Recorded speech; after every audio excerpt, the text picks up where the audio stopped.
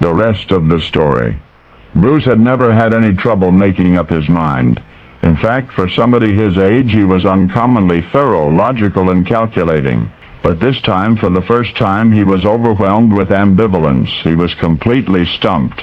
Bruce had just finished his first year of college. Summer was almost over. One of his options was to return for his sophomore year. The other option sounded like more fun, to become a professional water skier. And as far as Bruce was concerned, the choice was well a toss-up. Regarding the latter consideration, he was remarkably qualified. 3 times he'd won the Eastern Water Skiing Championship, subsequently has competed at national level. His opportunity to turn pro had come only recently when a friend who performed in a water skiing show in Florida invited Bruce to join the same outfit. The job promised decent money. Fringe benefits included plenty of sunshine and pretty girls. And best of all, Bruce would be doing something which he had always enjoyed, and at which he had always excelled. On the other hand, there was his mother.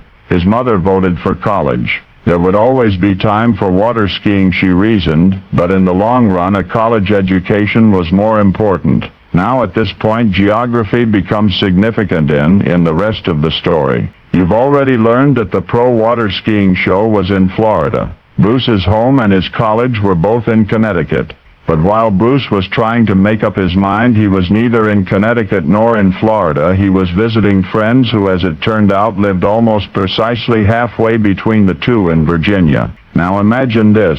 Bruce is putting his suitcases into his car. He's about to leave the Virginia home of his friends. He still has not reached a decision to spend his life water skiing or go on to college. In fact, he's out on the road now. The road leading to the interstate highway. He still has not decided whether he would head north to Connecticut and a college career or south to Florida and the life of a professional athlete.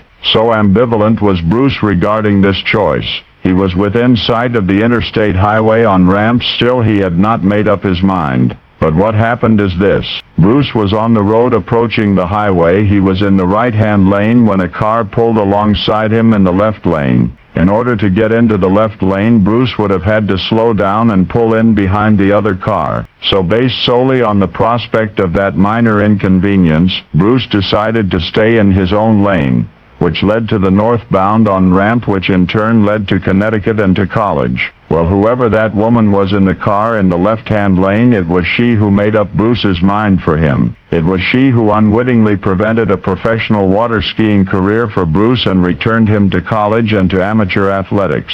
How often in the years since then Bruce has marveled at how different his life might have been had only that left lane been open that day. For as a professional he could never again have participated in amateur sports, which means that he could not have entered the Olympics in 1976 to win the decathlon to become the champion the whole world now recognizes as Bruce Jenner. And now you know the rest of the story.